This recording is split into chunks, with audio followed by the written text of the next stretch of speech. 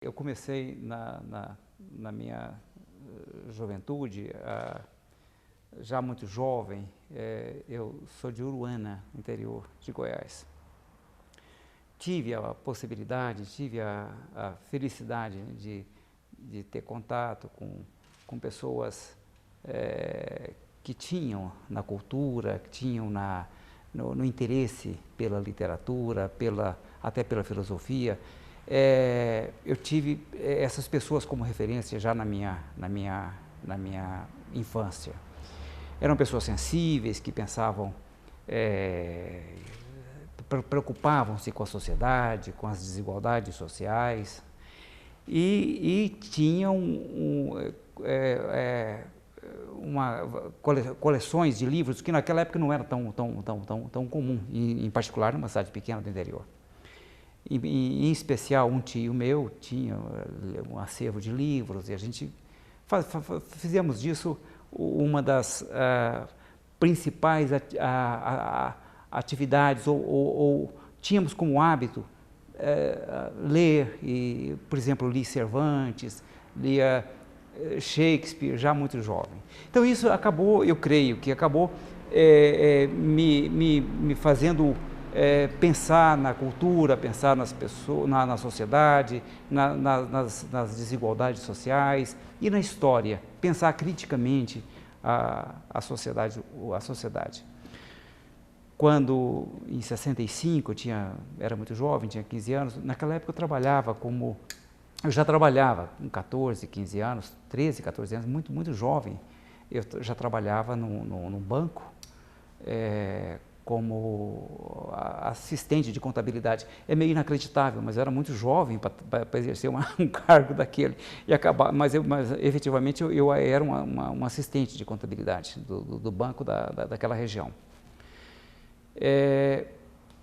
Mas com a mudança para Goiânia, por razões, meu pai optou por mudar para Goiânia, e eu fui tendo aqueles conhecimentos que a gente tinha da literatura, nos fez talvez ter uma sensibilidade maior para entender o que estava acontecendo no Brasil.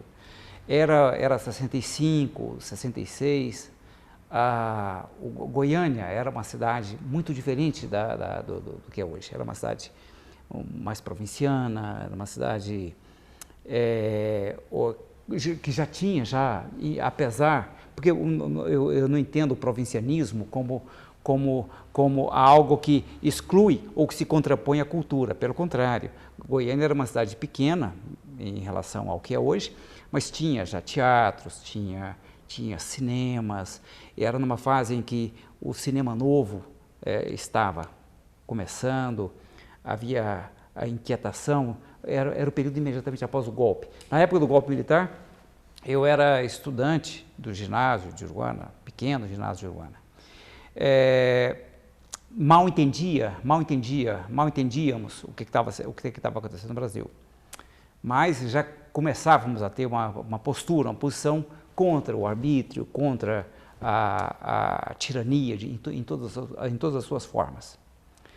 E com o golpe, quando viemos para Goiânia, numa situação já de pós-golpe, né, em 65, 66, já ouvíamos falar das primeiras prisões, e é claro, né, por razões óbvias, eu acho que o ímpeto natural, a tendência natural, até por afinidade com a cultura humana, com os valores da humanidade, a gente se indignava com as primeiras manifestações da ditadura que marcou a história do Brasil, a partir de 64.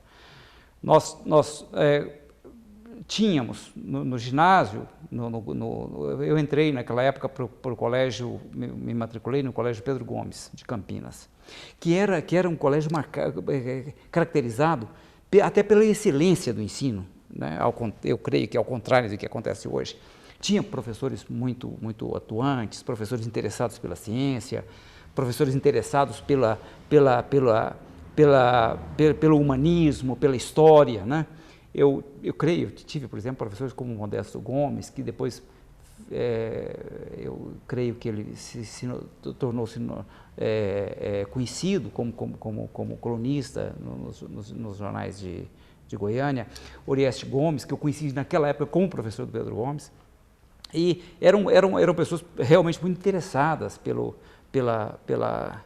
cultura e pelos valores humanos, né? E foi um período foi o período em que efetivamente começaram a haver as primeiras contradições fundamentais entre o que eu pensava, em particular eu e meu irmão pensávamos, e o estado de coisas que passava a vigorar no Brasil. E já com a sensibilidade social, já com a percepção das injustiças sociais, e num quadro em que a livre expressão dessas inquietações era impedida, né?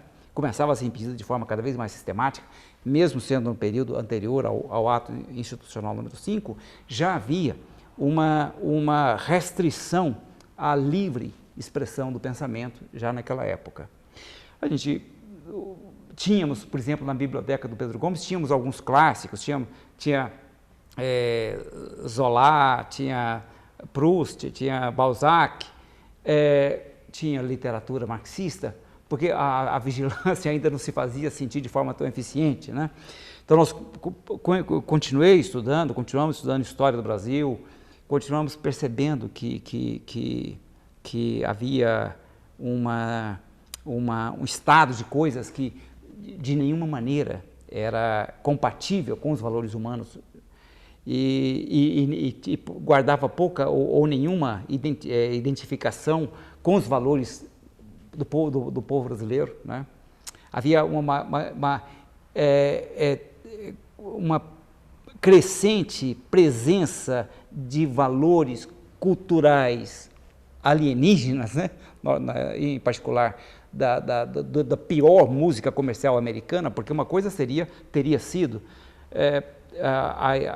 a presença positiva e vantajosa, benéfica do jazz americano, dos valores da cultura popular americana, mas não, o que passava a chegar a partir de 64, 65, 66, era efetivamente o que havia de mais comercial da cultura americana. E é claro que nós instintivamente, nos voltávamos contra aquilo, né? E buscávamos efetivamente uma identidade crescente e mais profunda com os valores culturais do povo brasileiro e da humanidade, inclusive os valores efetivamente mais valorosos da cultura americana. A gente buscava o jazz, mas o jazz não era divulgado aqui. O que era divulgado aqui era realmente o que havia de pior da cultura, da mídia americana. Isso de forma sistemática, né? Então, nós vivemos nesse período, 65, 66, 67, nós sentimos muito a substituição até da música brasileira, da literatura brasileira, por valores da pior cultura de mídia, da cultura da agressão cultural americana. No plano da educação, esse período marcou também as primeiras grandes reformas que a nascente ditadura brasileira estava começando a impor. Eu me recordo, por exemplo, do acordo McBride, de tirar da educação, tirar da formação escolar os clássicos e substituí-los pelo utilitarismo, pelas expressões mais vulgares e menos profundas, menos identificadas com os valores humanos, promovida pelo MEC daquela época. Era um período em que essa agressão passou a se sentir de forma cada vez mais crescente. Eu me recordo, por exemplo, que na minha infância a gente ouvia muito, por exemplo, grandes compositores brasileiros como Cartola, como Pixinguinha, né? E a música brasileira foi cada vez mais nos meios de comunicação, na televisão, no rádio, né? Foram cada vez mais sendo suprimidos em favor desses valores importados e impostos no Brasil. A primeira reação que a gente teve em relação à ditadura foi essa, foi uma reação cultural. A gente achava que as desigualdades sociais elas eram profundas e uma influência que me marcou muito na juventude foi a influência do chamado socialismo, até do socialismo utópico, do igualitarismo, da utopia do Tomás Moros, né? Então a gente acreditava na possibilidade de justiça social, de igualdade. A gente, influenciados até por Rousseau, por exemplo, a gente achava inadmissível as desigualdades sociais. Pouco compreensível por que havia ricos e pobres. E num país em que essa diferença é mais marcada, era muito marcada, acentuadíssima naquela época. E ainda hoje, infelizmente, ainda há. O Brasil é dos países em que essa desigualdade ainda se faz mais sentir, ainda que tenha havido progressos significativos nesse sentido. Então, na realidade, a primeira reação que a gente teve com relação à ditadura foi mais estética. A gente não acreditava, não aceitava aquele negócio. E, claro, a gente entendia também nós entendíamos que, apesar das suas limitações, a chamada democracia representativa, a democracia burguesa, ela era a melhor forma possível em que os debates, a livre expressão do pensamento, a cultura, em particular a cultura, que no nosso entender desde o início, a gente entendia que a cultura é preponderante ao conhecimento, não a cultura formal, mas o teatro, a música, constituem uma maneira poderosa de fazer o ser humano, as pessoas, conscientes de si mesmas. Nós achamos que, e naquela época havia uma transgressão sistemática contra a cultura. O Pedro Gomes, que era o colégio em que a gente se matriculou, começava a indignação contra essas transgressões aos valores culturais brasileiros e os valores humanistas em geral, né? Mais se fazia sentir. E havia uma indignação contra isso. E, consequentemente, era um colégio marcado por uma resistência. Eu me lembro, eu era mais jovem do que os que tinham uma postura de direção, de liderança no Pedro Gomes, eram estudantes mais de 18, 19 anos. Esses estudantes marcaram também muito a nossa forma de pensar, a nossa forma de... Eles tinham uma postura combativa, né? Foram os primeiros combatentes contra a ditadura, contra esse estado de coisas, né? Que queriam liberdade, que queriam a livre manifestação da cultura, que queriam a conscientização, um espaço em que as pessoas poderiam tomar consciência de si mesmas, né?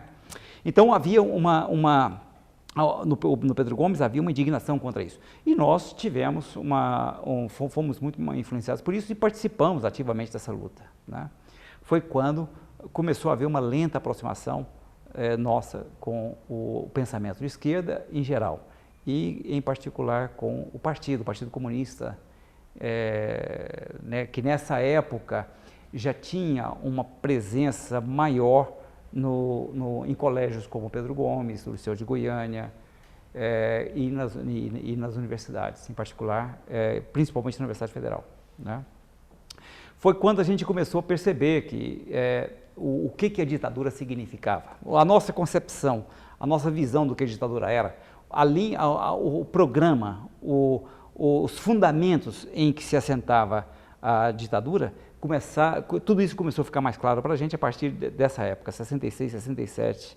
E em 68, com o AI-5, toda essa tendência, todo esse potencial de agressão, de limitação das liberdades individuais, contra a democracia, contra a liberdade de expressão, com o AI-5, efetivamente foi como se a noite, as trevas, de fato, se consolidassem no Brasil. Aí sim é que toda a capacidade de agir de forma humanista e de forma esclarecida, começou efetivamente a se sentir com muito mais rigor, com muito mais presença à ação dominadora, tirânica do Estado ditatorial. Nessa época eu escrevia, já aos 18 anos, eu escrevi artigos que foram publicados em alguns jornais que não existem mais em Goiânia. Eram jornais independentes e eu me lembro de alguns artigos que eu escrevi. Hoje até acho que eu tinha 17 anos, então, e esses artigos eram publicados em jornais que tinham certa circulação em Goiânia. Mas isso também, esses jornais independentes, a sua existência ficou inviabilizada pela própria censura, né? Então não havia possibilidade, por exemplo, de um jovem de 16, 17, 18 anos escrever nos jornais diários ou ter textos seus publicados. No teatro, a gente tentou, eu me aproximei de grupos teatrais na época, criamos alguns grupos, 2 ou 3 grupos teatrais, exatamente com o objetivo de criar espaços de cultura que promovessem a consciência política, a consciência social. E no Pedro Gomes nós tivemos 2 grupos de teatro. E depois criamos, até junto com um professor de artes cênicas de Goiânia, que é bastante conhecido, que é o Hugo Zorzetti, eu e ele criamos um grupo de teatro naquela época. É interessante que ele me ensinava teatro, eu tentava ensinar para ele as posições políticas de esquerda, ele nunca se deixou convencer. De qualquer forma, o conhecimento dele de teatro me permitiu que fizéssemos realmente um trabalho consistente juntos. Um trabalho breve, uns 2, 3 anos, porque em seguida já começou o período de repressão direta, né, que nos atingiu. Eu me lembro que a gente corria o estado de Goiás, as pequenas cidades, e apresentava peças que nós próprios escrevíamos nos cinemas locais. Então isso foi interessante porque nos ajudou, em particular a mim, né, a tornar mais consistente a nossa visão da sociedade, das condições de vida daquela época, das condições da cultura, a necessidade de usar um espaço poderoso como o teatro, como uma forma de divulgação dos valores humanistas, né?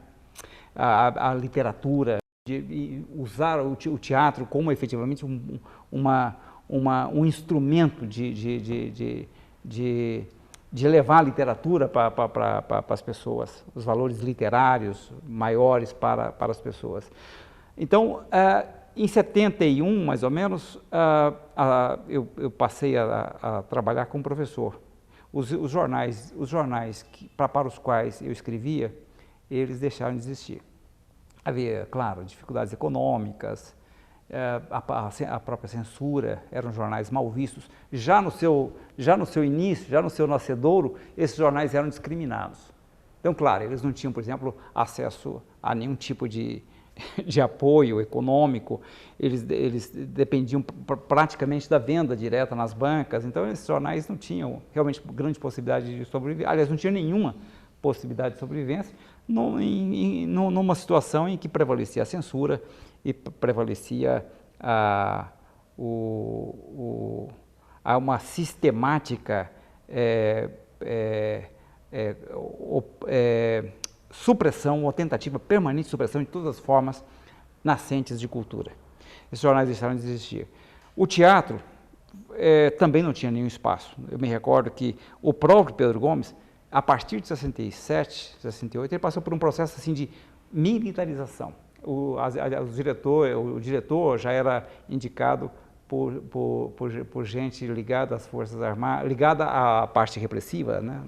Não das Forças Armadas como um todo, mas gente do governo ligada aos serviços de informação, que passaram a monitorar de forma direta colégios como Pedro Gomes, que eram colégios que tinham uma massa de estudantes muito grande e uma efervescência política significativa. E houve incidentes lá, várias vezes a polícia entrou dentro do colégio. Eu me recordo, por exemplo, houve tiroteio, um estudante morreu, né? Então era um colégio de grande efervescência. E nós tínhamos o Pedro Gomes como a nossa base de sustentação da atividade teatral. E foi a partir de então que a gente não teve mais, a partir dessa época, o espaço para o teatro, o espaço para escrever, passaram a ficar cada vez mais reduzidos. Quando aconteceu de termos, de fato, amadurecido um pouco, para ter a possibilidade de assumir a atuação mais combativa, mais consciente, né?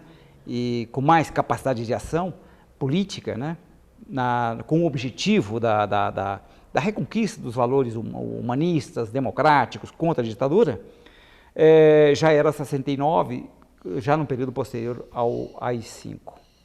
Foi quando eu entrei para a universidade. Eu optei, em 70, eu entrei para o curso de Matemática e Física da Universidade Federal. Era um curso, foi talvez um período de maior dificuldade pessoal, porque eu tinha de conciliar a universidade com a minha sobrevivência familiar. Eu já tinha um filho. Então, eu tinha que conciliar tudo isso. E fazer um curso exigente, que era o curso de Matemática e Física, excelentes professores na área da matemática, mas, claro, a exigência, o rigor do curso e a necessidade de trabalhar acabaram criando uma condição realmente complicada no plano pessoal. E, adicionalmente, a gente tomou, eu tomei aos 20 anos, a decisão de militar politicamente. Eu nunca entendi que eu tivesse uma aptidão especial para a atividade política. A minha trajetória até então tinha sido voltada para a cultura, para a literatura, para o teatro, mas aconteceu que com as restrições impostas, né, pelo Estado da época, pela incapacidade de aceitar as condições impostas, pela incapacidade até ética de cruzar os braços e acompanhar e assistir passivamente a uma situação de transgressão dos direitos individuais, prisões arbitrárias, já era notória, já era do conhecimento público, as pessoas já comentavam as torturas que passaram a haver de forma sistemática nos cárceres políticos da ditadura desde 64. Já conhecíamos casos indescritíveis de torturas a presos políticos, pessoas ligadas ao antigo governo do então governador Mauro Borges,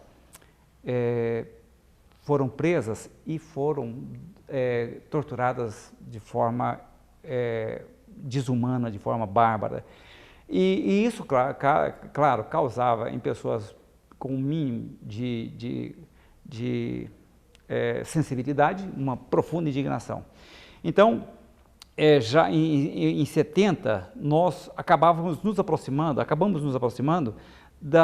através da leitura dos clássicos ingleses, do socialismo utópico, etc., acabamos nos aproximando do socialismo real, o socialismo real da época, que a gente chamava de socialismo real, que era a União Soviética, a Cuba, que tinha promovido, pelo menos na nossa geração, foi uma experiência modelar, porque contra toda essa agressão que se chamava na época agressão imperialista, agressão econômica, agressão cultural, e até agressão militar, né, que promoveram em Cuba, né, na Baía de na Baía dos Porcos, em Cuba, em 61, a CIA protagonizou uma agressão armada direta, né?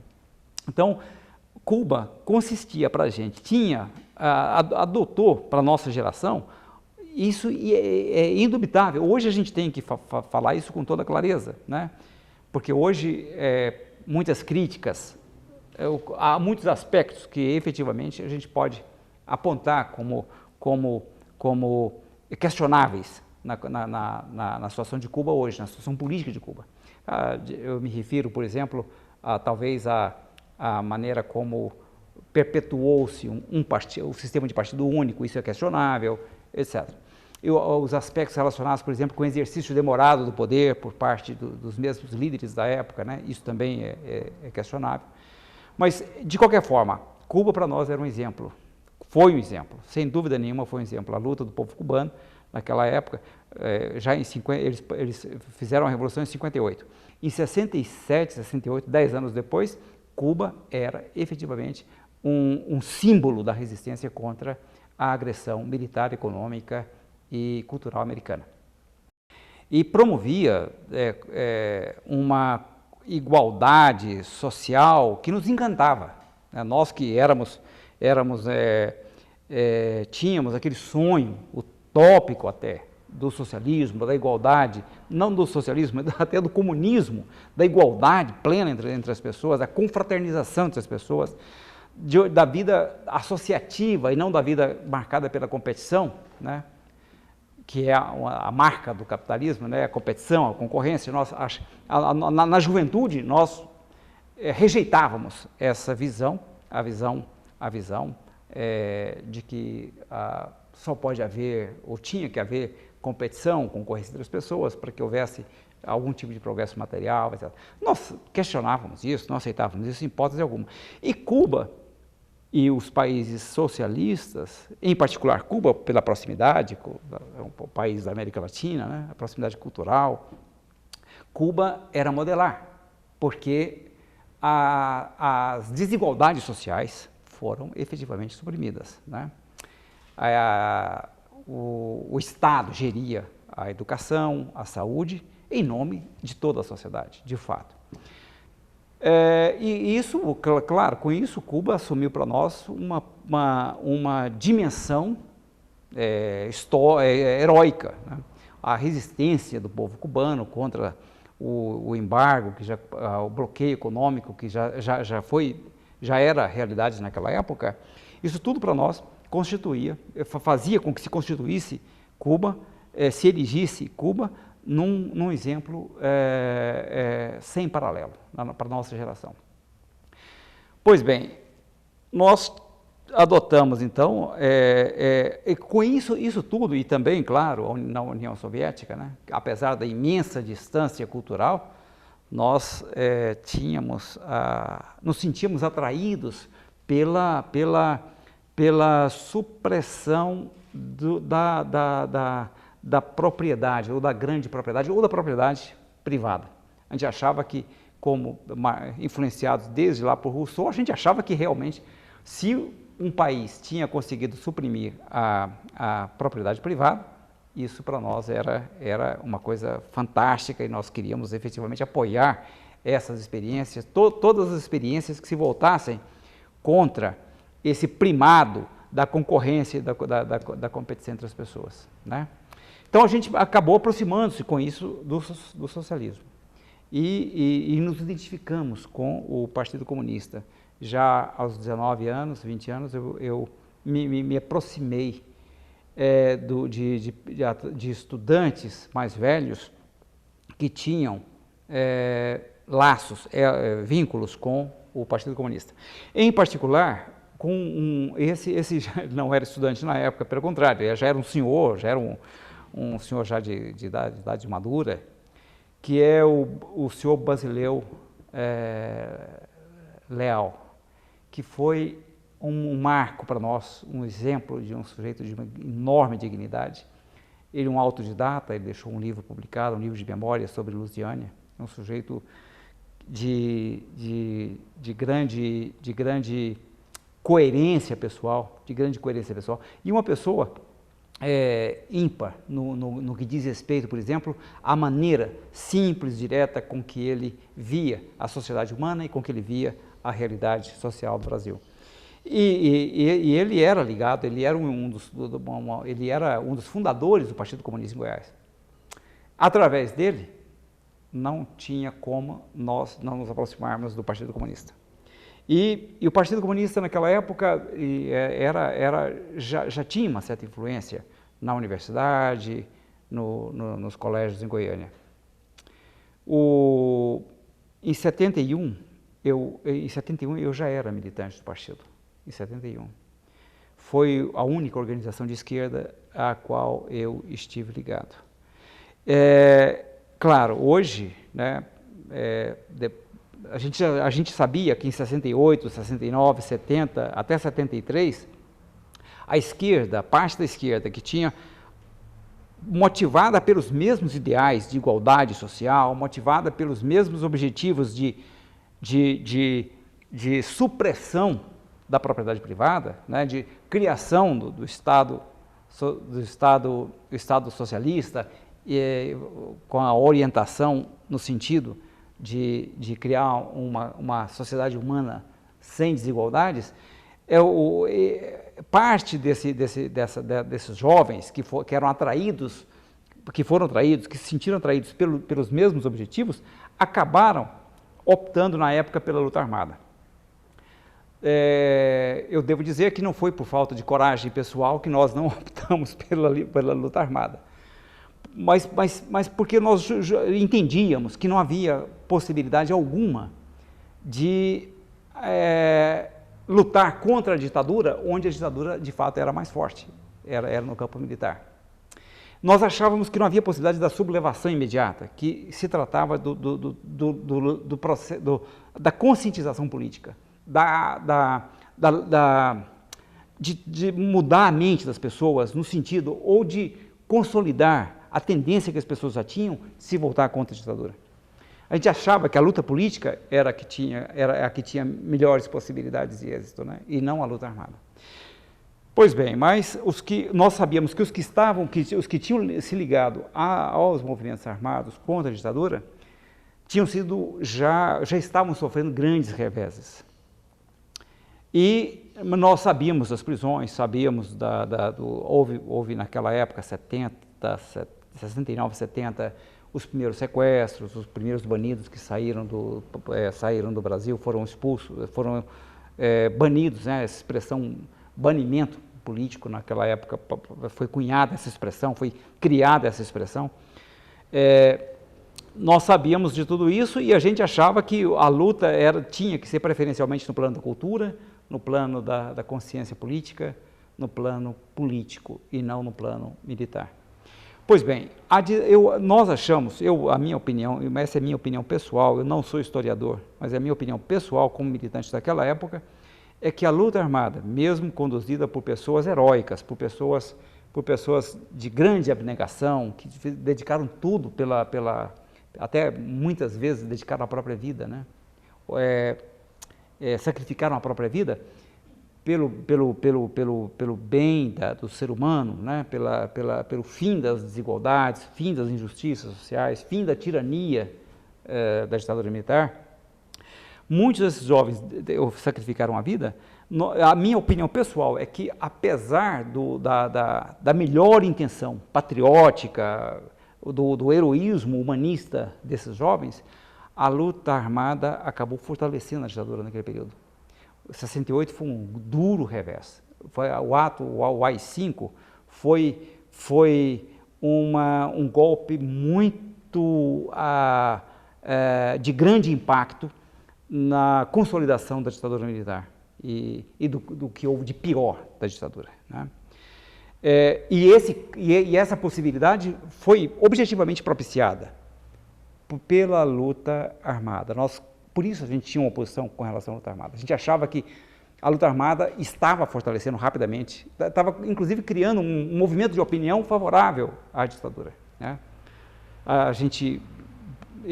Se tínhamos alguma dúvida, quando dos sequestros dos embaixadores, parte da opinião pública ficava com a ditadura. dizia não é esse tipo de luta que nitidamente não era o tipo de luta que o povo brasileiro estava disposto a apoiar. Por essas razões todas, apesar da juventude, de sermos muito jovens, optamos então pela luta política, pela luta que o Partido Comunista Brasileiro, a partir do 6º Congresso, em 66, passou a adotar, a luta política, a tentativa de isolar a ditadura, através da consciência, através da conscientização popular, através da mobilização, através das alianças com setores não comprometidos da burguesia, né?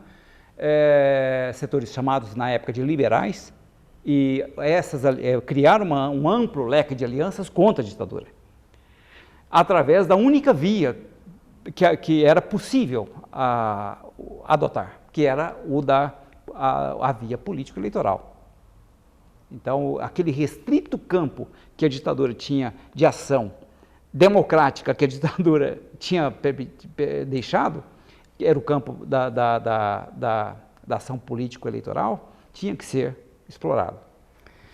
Na época, eu me recordo, por exemplo, que era inacreditável, mas os políticos, até os políticos históricos aí, né, que ficaram na história como criadores do MDB, no meu entender, não foi bem assim. Pelo menos na nossa região, um companheiro nosso, a gente costuma dizer, esse companheiro morreu porque na época a grande tarefa a que ele se dedicava era colher assinaturas pela formação do MDB da época, de adesão. A gente saía convencendo as pessoas a se filiarem ao MDB. Era uma maneira de isolar a ditadura, né?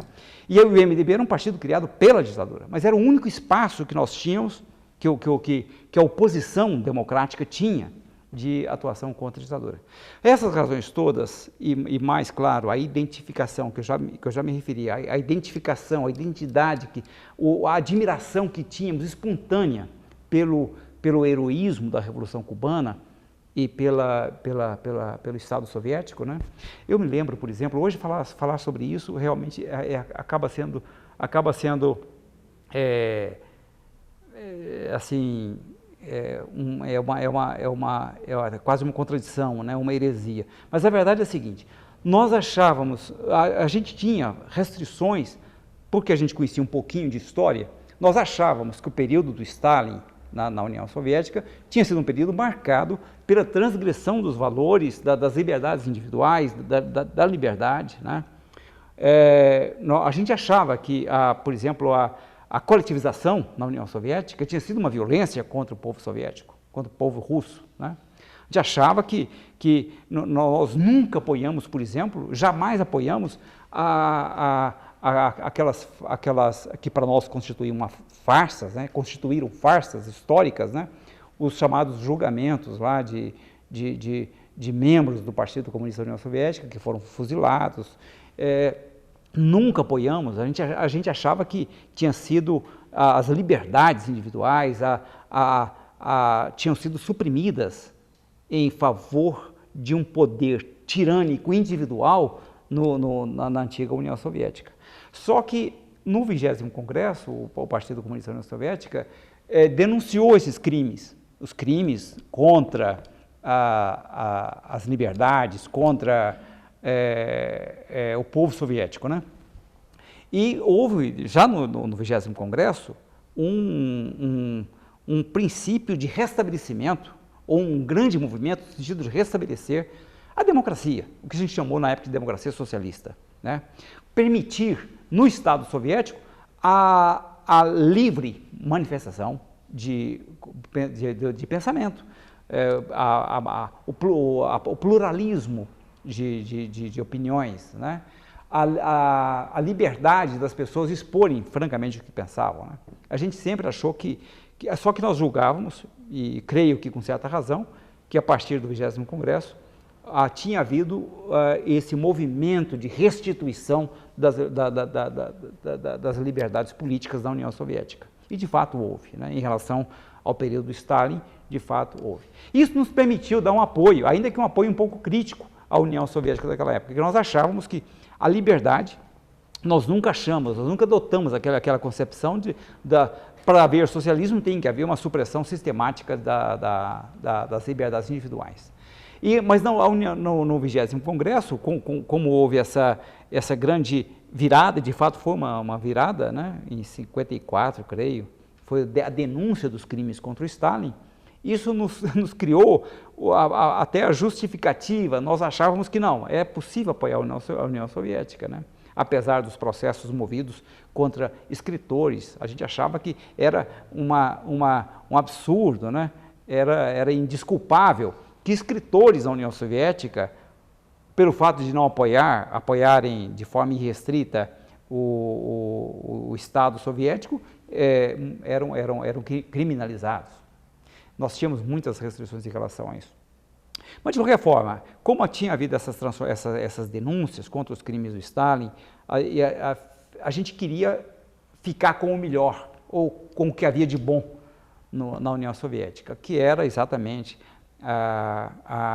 as condições de vida do povo, a promoção da cultura, a garantia de saúde para todo o povo, enfim, um Estado social em que as pessoas não se sentiam privilegiadas ou que se sentiam, por exemplo, um Estado social em que há privilegiados e excluídos. Minha opinião ainda continua sendo amplamente favorável à realidade dos Estados socialistas daquela época, em particular o Estado soviético, né?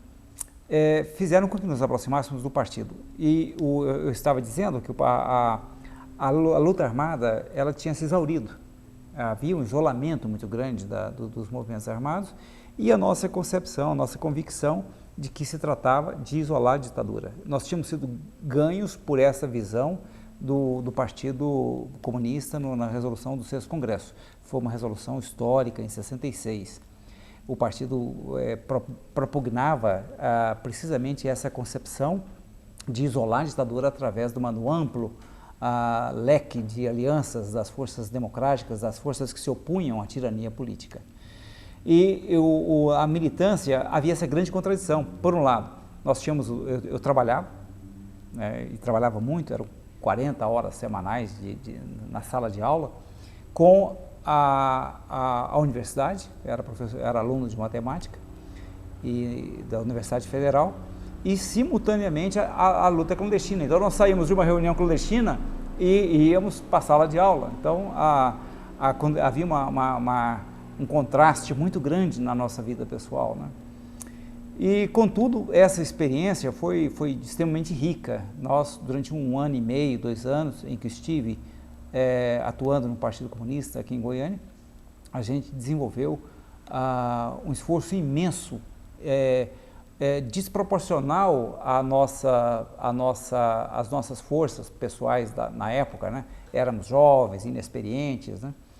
Mas lutamos muito naquele período, organizávamos uma ação consciente junto a sindicatos, junto aos diretórios de estudantis, a universidade, em particular a universidade, a área secundarista, né?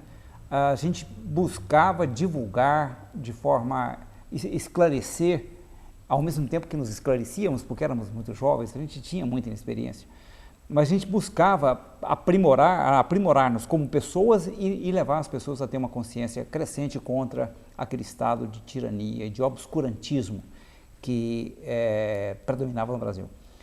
Em 71, 72, isso ainda hoje me impressiona, porque eu tinha 1 ano e meio, 2 anos de militância política. Eu já fui alçado à condição de secretário político do Comitê Metropolitano do Partido em Goiânia. E isso evidencia, isso é uma confirmação de que, na época, os militantes eram muito jovens e, na sua maioria, inexperientes. Contudo, tinham essa visão libertária, essa visão de dedicação à causa a essa causa das liberdades democráticas no Brasil e a conquista, a construção de uma sociedade mais justa, mais igualitária. Quando estávamos nessa luta, saindo de reuniões clandestinas, muitas vezes em bairros remotos de Goiânia, a gente buscava criar essa consciência junto às entidades de trabalhadores, junto a, por exemplo, nós tínhamos na época alguns membros muito combativos da construção civil. Eram profissionais que tinham eles sim, uma grande experiência de luta. Eram pessoas, em particular, eu me recordo com muita admiração de um companheiro que se chama Santos. Eu acho que o nome dele é Lázaro, né? E ele ainda vive. Era uma pessoa admirável, porque era um trabalhador da construção civil, um homem simples, que não tinha frequentado cursos universitários e creio que ele não passou do curso primário da época. Mas era um autodidata, era um homem que tinha uma sensibilidade social muito grande, uma capacidade de liderança exemplar. E ele fazia parte do Comitê Metropolitano. Muitas vezes, tarde da noite, nós estávamos reunidos na casa dele, o Comitê Metropolitano da época, do Partido Comunista. E havia uma tensão crescente. A gente percebia que alguma coisa nos fazia crer que estávamos numa contínua situação de perigo. Eu me lembro de uma reunião em particular que a gente teve o pressentimento de uma prisão iminente. Havia indícios de que o cerco estava se fechando. Em 72, nós tínhamos talvez uma centena de militantes em Goiânia, em toda a grande Goiânia. Era um número inexpressivo, é claro, em relação à população. Nós não tínhamos, eu estou convencido de que a intenção de criar o partido e criar essa concepção antiditatorial e socialista no meio dos trabalhadores, era mais uma intenção, era um sonho do que propriamente uma realidade. Nós não estávamos isolados com a esquerda armada, a esquerda radical, a chamada esquerda radical, né, por quem eu sempre nutri integral respeito, né, porque eram pessoas realmente muito dedicadas à causa. No entanto, eles sim estavam muito isolados. Mas nós não estávamos tão isolados quanto a esquerda, porque nós tínhamos um programa de aproximação com as forças que se posicionavam contra a ditadura. Mas, de qualquer forma, estávamos muito distantes da construção de um partido de massas, né? Nós éramos um partido restrito, com poucos militantes, muito dedicados, pouquíssimos militantes efetivamente dedicados de maneira profissional à ação do partido. Nós tínhamos uma exiguidade de recursos muito grandes, né? Chegava a ser uma pilhéria, a gente até ria das insinuações de órgãos como o Estado de São Paulo, de que a esquerda brasileira, ou seja, nós éramos mantidos pelo ouro de Moscou, né? Ou seja, nós nunca vimos esse ouro. A exiguidade de recursos era imensa. Para manter um ou dois militantes profissionalmente dedicados integralmente às ações do partido, ao trabalho do partido, era uma dificuldade muito grande. Nós fazíamos o trabalho, quer dizer, nós éramos, nós próprios militantes, éramos quem efetivamente financiava as ações do partido, ou seja, pagar companheiros que tinham se profissionalizado, que eram pouquíssimos, como já disse, financiar a própria circulação do jornal que se chamava Voz Operária, do partido na época. Então, os recursos eram exíguos e, a par disso, a nossa grande inexperiência. Eu já me referi ao fato de que com 21 anos, com pouquíssima experiência, eu era um militante de um ano e meio só de atuação, eu já era secretário político, né? Pois bem, quando em 72, em meados de 72, houve algumas quedas isoladas, houve algumas prisões isoladas.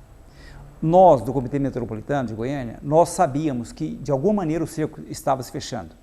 Havia uma repressão já diretamente voltada para membros ou ex-membros do partido ou simpatizantes do partido. As prisões estavam se multiplicando.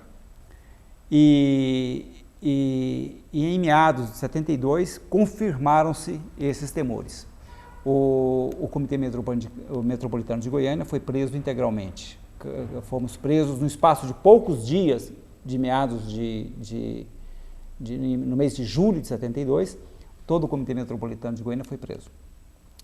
Eu fui preso em Goiânia, próximo da casa que eu residia, que é a casa em que eu resido até hoje, né?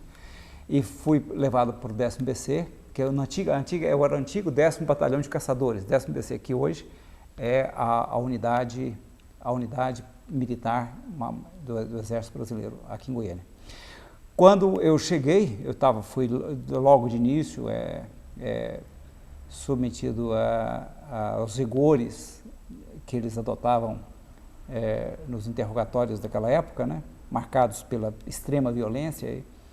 E quando cheguei no 10º BC, no quartel, fui colocado numa prisão solitária, numa prisão onde permaneci durante muitos dias, de forma completamente incomunicável, e fui percebendo gradualmente, nos interrogatórios eu já percebia que vários companheiros tinham sido presos.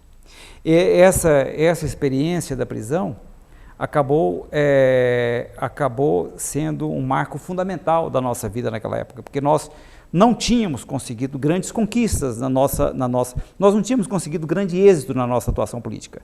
Nosso objetivo era isolamento da ditadura militar, conscientizar as pessoas através dos meios disponíveis, mobilizar a opinião pública contra a ditadura militar. O que nós tínhamos conseguido tinha sido muito pouco.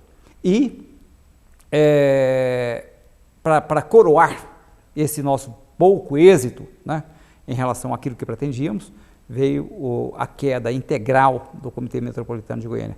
Foi dos processos maiores de repressão política no Brasil naquela época. Goiás, que é um estado de relevância econômica, política, tradicionalmente tida como menor no contexto dos estados brasileiros, contudo, a repressão política é digno de nota o seguinte: o Partido Comunista Brasileiro, que é uma das entidades importantes da esquerda, da história da esquerda brasileira, ele era, sem dúvida nenhuma, o mais importante, até historicamente, o mais importante partido ou organização, a mais importante, talvez seguramente a mais importante organização de esquerda da história política do Brasil. O Partido Comunista, naquela época, ele estava estruturado principalmente no estado de Goiás. É onde tinha uma organização talvez mais consolidada, era precisamente aqui. A prova disso é que foi um processo que envolveu centenas de pessoas, entre militantes, dirigentes, simpatizantes, dezenas de prisões ocorreram naquele período, nessa repressão orientada, concentrada contra o Partido Comunista Brasileiro em Goiás. O que eu posso dizer com relação à minha experiência pessoal nesses dias em que fomos presos e ficamos presos em Goiânia, né, é que foi certamente esse período foi marcado, por um lado, pela evidência do extremo aprimoramento, se podemos usar essa palavra, né, a uma coisa tão sórdida como a repressão política, a repressão tirânica E, no entanto, eles tinham atingido, em 72, um alto nível de sofisticação, de aprimoramento. Os que conduziam a repressão política no Brasil, sabe-se que os órgãos de informação do Brasil, naquela época, eles exportavam esse tipo de conhecimento, esse tipo de técnica, né? Eu me recordo que no golpe militar de 73, no Chile, havia, no Estádio Nacional do Chile, havia a presença de vários assessores, né, para empregar essa palavra, brasileiros na condução das torturas, dos interrogatórios. Então, o Brasil, realmente, quando caímos presos aqui em Goiânia, tivemos uma prova do aprimoramento técnico dessa prática desumana que era a repressão política, que foi a repressão política no Brasil. Fiquei preso durante todo o segundo semestre de 72. Foi um período marcado por duríssimas experiências pessoais. A tortura era amplamente utilizada. O 10º BC, na época, a unidade do Exército em Goiânia, naquela época, era uma central importante na estratégia da repressão movida contra as forças de esquerda em toda essa região, centro-norte, né, do Brasil. Eu me lembro que assim que cheguei, a impressão que eu tinha, apesar do capuz que me foi colocado desde o início, que depois comprovei que era um tratamento similar que todos os presos tinham tido, né?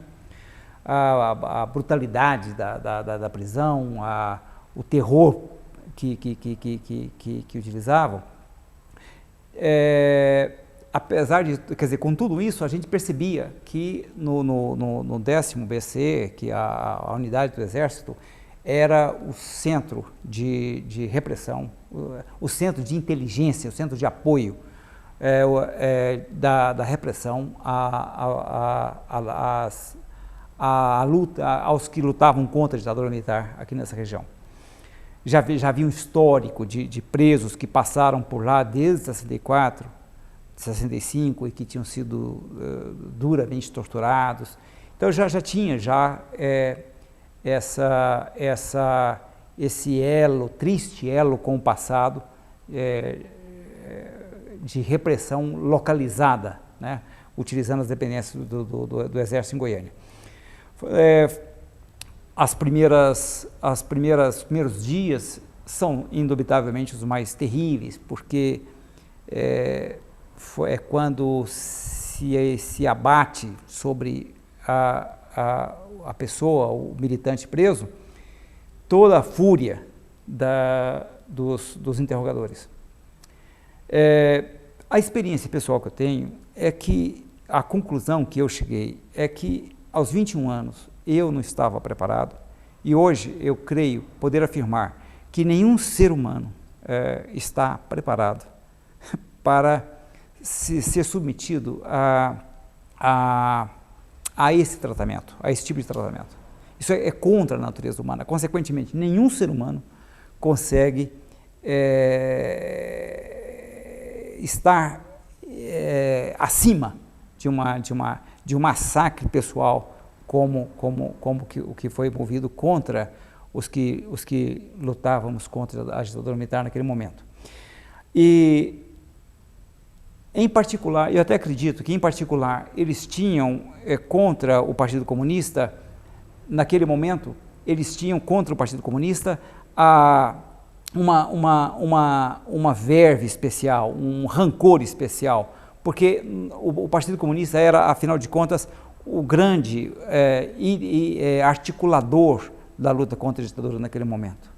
Eles sabiam que nós éramos, de fato, constituíamos a força mais consciente, embora pouco numerosa, com pouca estrutura organizacional, mas que nós constituímos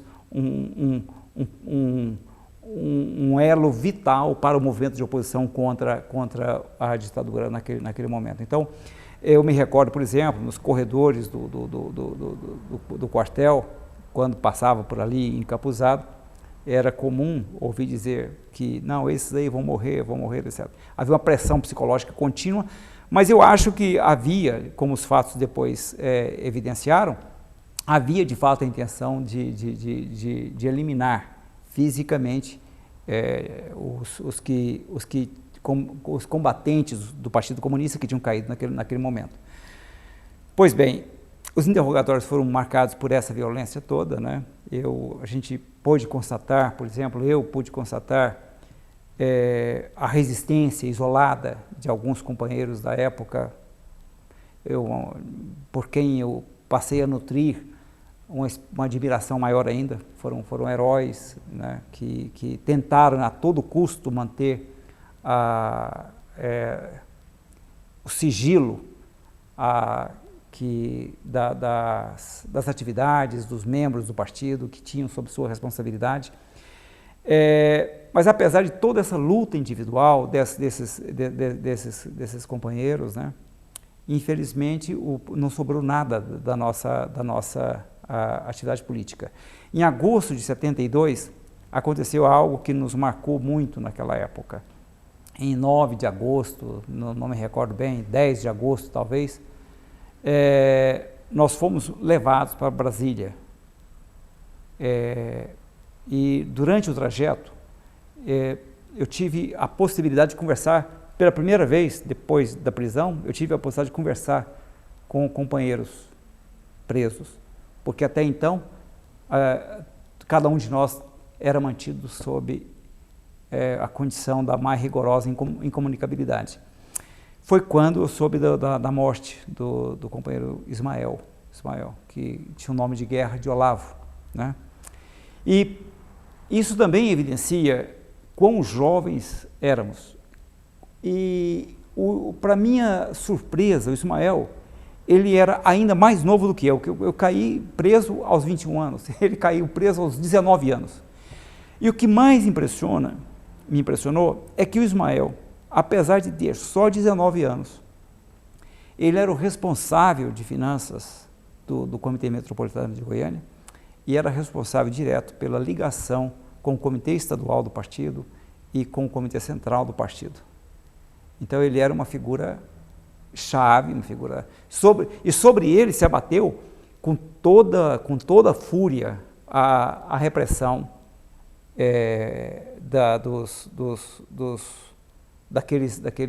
daquelas pessoas encarregadas de conduzir o inquérito, né? E ele não resistiu, e ele morreu em 9 de agosto, morreu a poucos metros da minha cela, né? E só fui saber quando já estava sendo levado para Brasília. E aconteceu também que, quando ele morreu, eu soube depois que houve uma manifestação de repúdio da população, né? E eu entendo que foi uma antecipação do que aconteceu depois em São Paulo, com muito mais notoriedade. Em 75, o Herzog morreu, né? E isso levou a ditadura a uma situação delicada, porque houve um grande movimento de opinião pública contrária, né? Pois bem, em agosto de 72, ou seja, 3 anos antes, a morte do Ismael, nosso companheiro de partido, o mais jovem dos companheiros que tinham caído, fez com que a população de Goiânia se manifestasse absolutamente contrária àquilo, repudiasse aquilo. E é interessante o fato de que o chefe do quartel do Exército naquela época, eu não me recordo o nome, era um coronel, ele foi à televisão explicar o que tinha acontecido. Ou seja, naquela época, em plena ditadura da época do Médici, um coronel do Exército, responsável por uma unidade militar, vai à televisão tentar justificar o injustificável, que era a morte de um jovem de 19 anos. E isso foi em decorrência do repúdio da opinião pública ao que aconteceu. No meu entender, foi uma antecipação do que aconteceu depois em São Paulo, com o Herzog 3 anos depois. E é curioso constatar que o Ismael morreu em uma situação análoga, né? E isso nos marcou profundamente, porque foi, para mim, pessoalmente, a grande derrota pessoal, né? É evidente, você tem as marcas pessoais que você passa, o sofrimento pessoal que você passa, né? Em especial, o sofrimento moral a que você é submetido, né? Essa espécie de assassinato moral a que uma pessoa, um combatente, passa quando preso pela tirania. Ele passa por uma espécie de assassinato moral, porque tenta se extrair dele, através dos métodos mais desumanos, aquilo que ele tem de dignidade e de respeito e de coerência com a luta que ele travou, né? Tenta se extrair dele a parte mais humana, né? Isso aí realmente é o suprassumo da crueldade, é a pior forma de assassinato. Nós temos na história, né, desde, por exemplo, Giordano Bruno.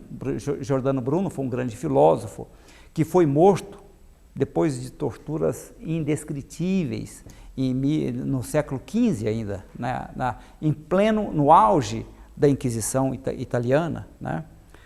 E tantos outros que morreram em condições semelhantes, ou que passaram por sofrimentos análogos aos que passamos desde a Inquisição e muito antes da Inquisição até, né?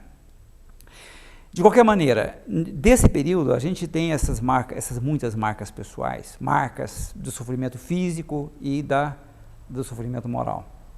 Mas nada se igualou naquele momento à perda do companheiro, né? Até porque ele era o mais jovem, né?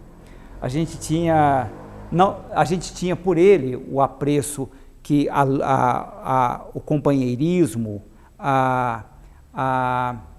o dia a dia das reuniões clandestinas, o cuidado que um tinha que ter e tinha com o outro, né? Com a segurança do outro, né? O cuidado que prevalecia na relação fraterna entre os companheiros, né? A gente tinha por ele uma dedicação ainda maior pelo fato de que ele era ainda mais jovem, né?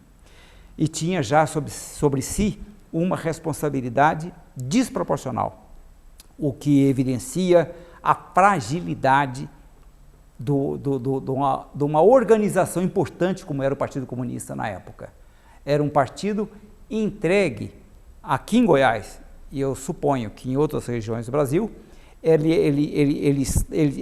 a sua organização, as suas estruturas de segurança internas estavam entregues para pessoas dedicadas, mas de muita inexperiência, pessoas da mais tenra idade. Para mim, o Ismael é um herói, é um mártir. Ele lutou até o final para manter a lealdade dele à causa, né? E eu acho que para nós, em Goiás, é das figuras modelares de jovens que deram a vida pela causa, né? Ainda hoje, quando ouço dizer de pessoas, de órgãos da mídia que criticam pela reparação econômica que a Constituição de 88 garantiu aos que foram reprimidos, perseguidos pela ditadura, e ouço dizer que são os que fomos beneficiados por essa reparação como dotados ou que se nos tenha conferido algum tipo de privilégio ou de vantagem pessoal. Eu me recordo dessa época, né? A única coisa, nós não tínhamos nada a ganhar. Aquela luta, a luta do Ismael, por exemplo, era uma luta que não tinha como objetivo atingir nada para si. O Ismael nós não tínhamos a pretensão a cargos públicos, a única perspectiva que nós tínhamos era da possibilidade de morrer nos cárceres da ditadura. que no caso dele, infelizmente, se concretizou. Aconteceu que em agosto de 72, subitamente, sem que soubéssemos a causa, começaram a nos tratar melhor. Isso coincide com o período que Ismael morreu. Então, com a morte do Ismael, o tratamento que passaram a nos conferir melhorou, porque estávamos sendo submetidos a um processo de eliminação sumária. Com a morte dele e com o enterro dele, tendo se convertido num marco de resistência, de oposição e de indignação popular, eles melhoraram a condição que éramos tratados. Mas, de qualquer forma, fomos levados para Brasília, fomos conduzidos para o PIC. O PIC era, na época, uma central do terror do Exército. E antes disso, fiquei num outro quartel. Eu queria lembrar dessa época uma coisa que eu sempre achei, sempre ao longo da vida, sempre que me pedem para falar sobre isso, sobre essa fase da minha história pessoal, eu gosto de referir-me ao seguinte: nós éramos presos em brigadas militares, em regimentos do Exército Brasileiro. Consequentemente, tínhamos algum tipo de contato com oficiais do Exército. E eu me recordo de uma noite em que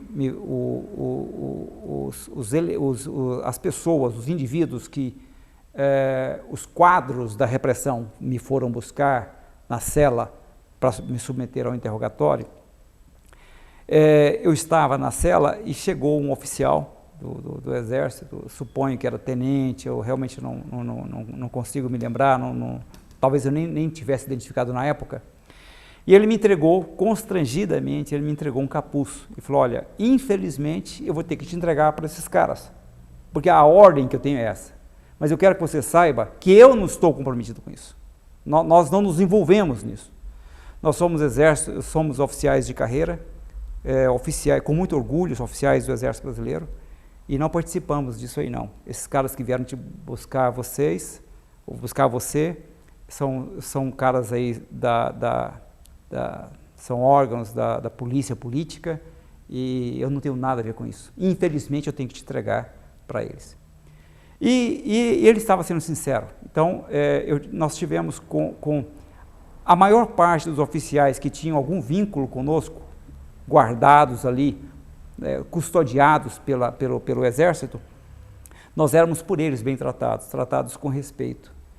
O que me levou a crer, eu que nunca pesquisei essa matéria, não sou historiador, levou-me a crer sempre o seguinte, que o Exército Brasileiro, como instituição, não esteve ligada com o jogo, com as ações sórdidas que a tirania ditatorial promoveu no Brasil naquela época.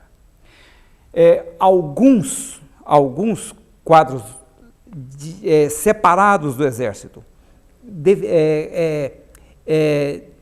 dedicados exclusivamente a essa atividade, que conspurcaram a farda que usavam e transgrediram as suas funções, né? E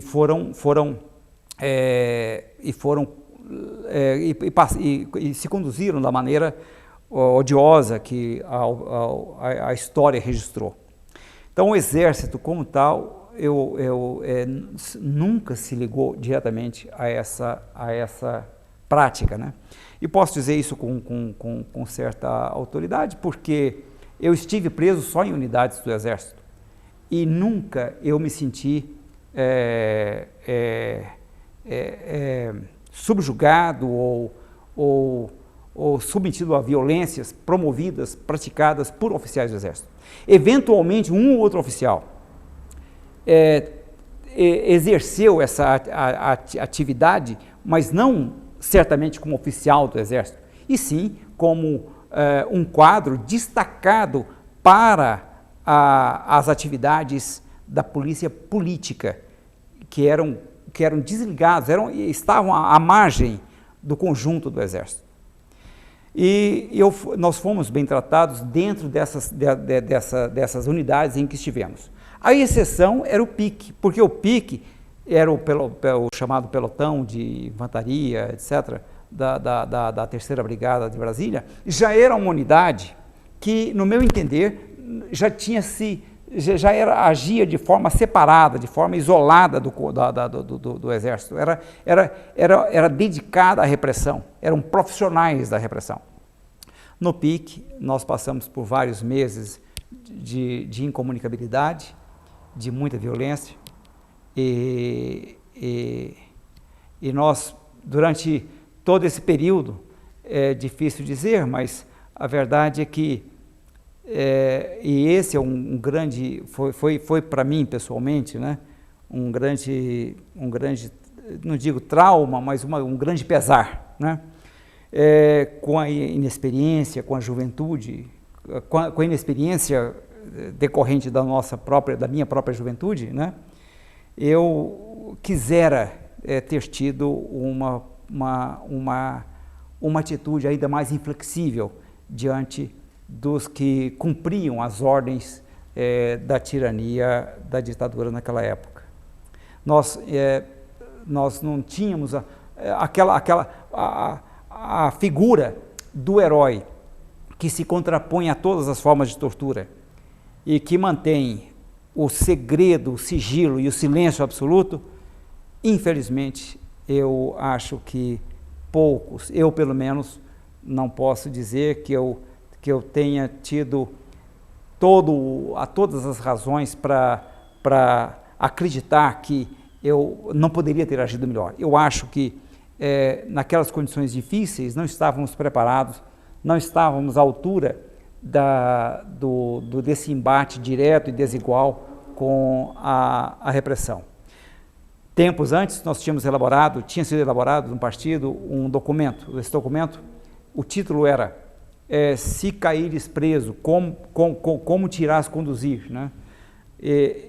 Infelizmente, o preso político, naquelas circunstâncias, ele combatia dentro dele próprio, de forma corajosa, para manter um mínimo de dignidade, mas era muito pouco o que ele podia, diante da sofisticação técnica, né, que tinha sido alcançada por pessoas que cumpriam com esse triste papel. Nós fomos postos em liberdade e em seguida fomos julgados pela Marinha e fomos condenados a 6 meses de prisão, parece-me, não me recordo exatamente o período, já tínhamos cumprido. Só que, alguns meses depois, o Superior Tribunal Militar nos condenou a penas maiores. Nesse período, quando voltei quando eu saí da prisão, nós não podíamos, os que comigo eram companheiros que também davam aulas em cursinhos pré-universitários em Goiânia, na escola secundária da época, nós não podíamos mais exercer a nossa profissão, porque o comandante militar do Planalto, ele telefonava pessoalmente para as escolas de Goiânia e de Brasília, dizendo, olha, esses professores aí, eles não podem mais exercer, eles não podem mais trabalhar em nenhuma circunstância, porque senão a sua escola vai ser fechada. Então as escolas fechavam as portas para nós e eu não tive possibilidade de continuar como professor. E aí mudei de cidade, e mudei para Anápolis, fui trabalhar no comércio durante 1 ano. E nesse período o Superior Tribunal Militar nos condenou a penas maiores. E eu fui dos poucos agraciados, né, digamos assim, com a aplicação do Decreto-Lei 477. E por esse decreto eu estava excluído, expulso da universidade. Então a minha experiência pessoal dessa época é isso. Eu saí da prisão com a condição física, de saúde muito debilitada, mas sobretudo com essa grande dor na alma, né, ter perdido um companheiro da estatura, da grandeza do Ismael, todos os traumas que a prisão implicou, e eu não tinha condição de continuar trabalhando. Então foi uma época realmente complicada. E adicionalmente, eu não podia estudar, porque eu fui incluso nesse decreto 477, que era um dos decretos fundamentais do ato institucional número 5. Por esse decreto eu estava fora da universidade também, não podia continuar não podia continuar estudando na universidade. Diante disso, não tinha, e havia perspectiva imediata de voltar à prisão. Então eu optei por sair, por ir embora do Brasil. E claro, essa é uma decisão, também é uma decisão muito difícil. E eu acredito, sinceramente, nos que afirmavam naquela época que o exílio é pior do que a prisão. Eu acho que em certo sentido é. O exílio é uma fase duríssima da minha vida, da minha história pessoal. Nesse período de exílio, felizmente, nós fomos muito bem recebidos os países da Europa tinham se posicionado de forma muito generosa com exilados latino-americanos. Desde o golpe militar do Chile, os latino-americanos perseguidos políticos eram muito bem recebidos por alguns países europeus, em particular pela França, Alemanha, Suécia. E eu fui recebido como exilado político na Suécia. Lá eu permaneci minha família, minha mulher, mais 3 filhos. O meu filho caçula nasceu na Suécia. E tivemos um amparo muito grande, a verdade é essa. Eu fui entender o significado da Convenção de Genebra. Foi precisamente no exílio.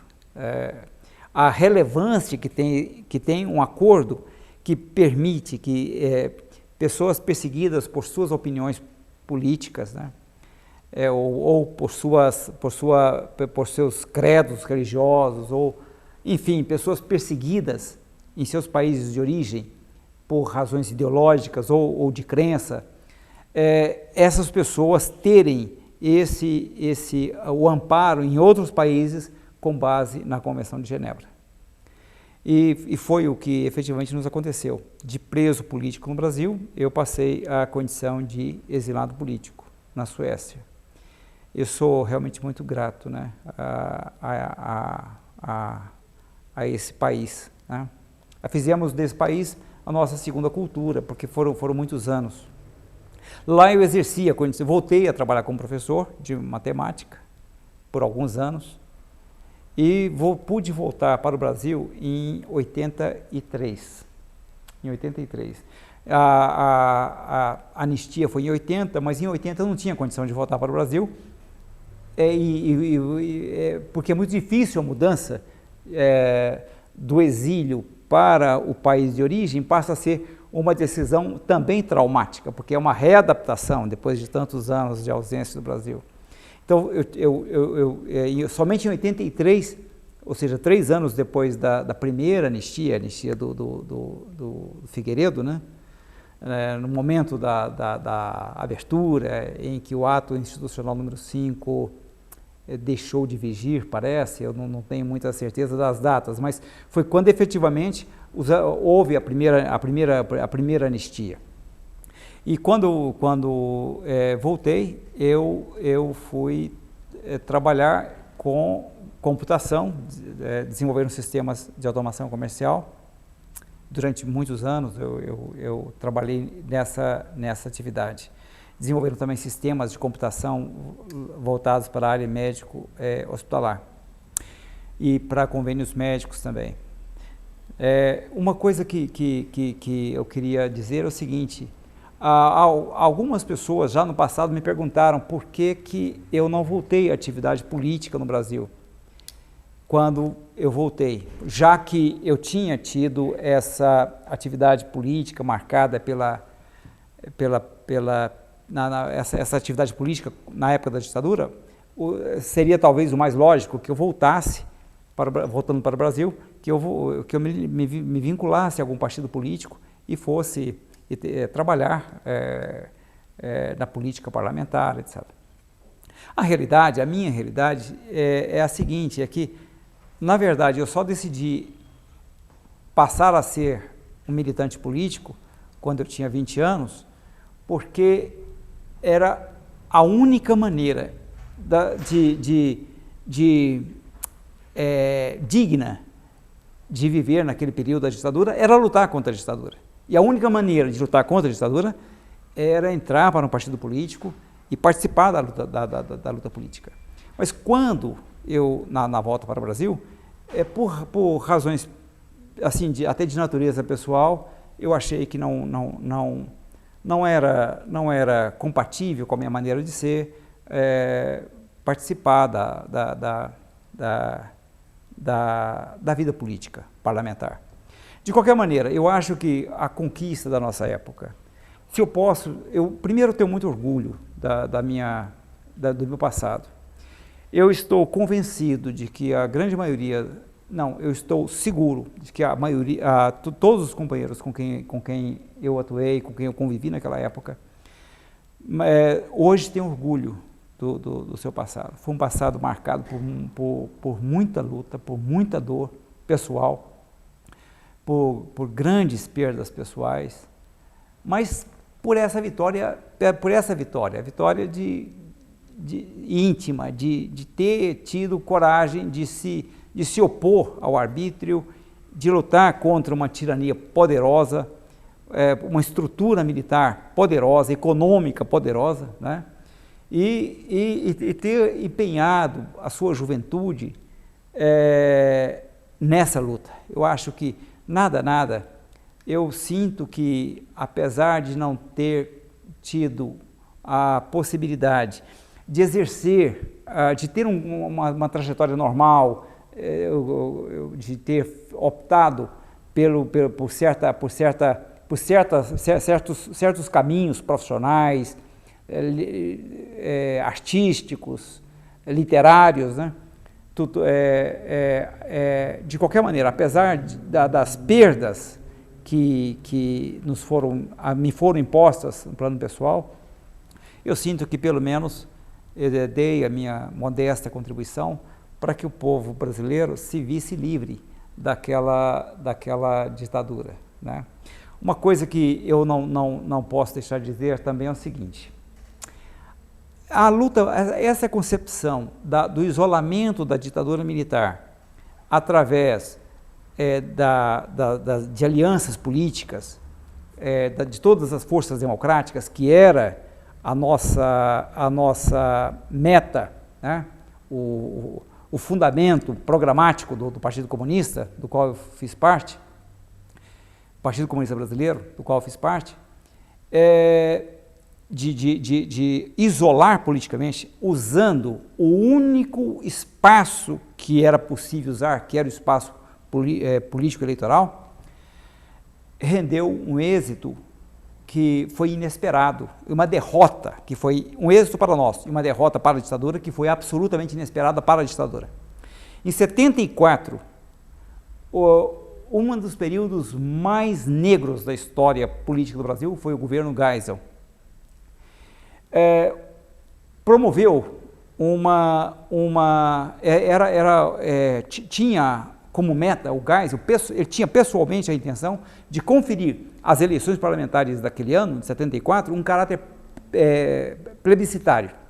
Ou seja, ele acreditava, o Geisel pessoalmente acreditava que, o Geisel e o grande ideólogo da ditadura daquela época, que foi o Goberido Couto e Silva, eles acreditavam plenamente que eles iam ganhar as eleições de forma majoritária, de forma expressiva. Consequentemente, eles conferiram àquelas eleições de 74 um caráter de plebiscito. Pois bem, vai ser a aprovação do governo militar por parte da população brasileira. O repúdio, a indignação, a consciência que lentamente se foi formando contra a ditadura militar, levou a que em 74 a ditadura sofresse a sua mais contundente derrota política. No meu entender, foi em grande parte fruto dessa concepção da concepção do isolamento político. Não do confronto militar, mas do isolamento político, da consciência das pessoas contra a ditadura. E disso, orgulhosamente, eu afirmo que dessa concepção e dessa atividade nós fizemos parte. Pois bem, em 74 a ditadura sofreu essa inesperada derrota, né? Em 75 era absolutamente irreversível que eles começassem, em 75, 76, que eles começassem de fato a promover a chamada abertura política. Eu creio que consta de livros recentemente editados, se eu não me engano, do Hélio Gaspari. Eu não li essa obra, mas parece-me que há uma referência clara a esse episódio. O Golbery, do Couto e Silva, que era o ideólogo da ditadura, né? General de exército de certa formação literária e que tinha realmente a incumbência de ser um dos teóricos, né, da ditadura militar. O Golbery e o Geisel, diante da irreversibilidade de ter de abrir, de ter de recuar, de ter de abrir espaço para a restituição da democracia no Brasil, eles estabeleceram então uma condição.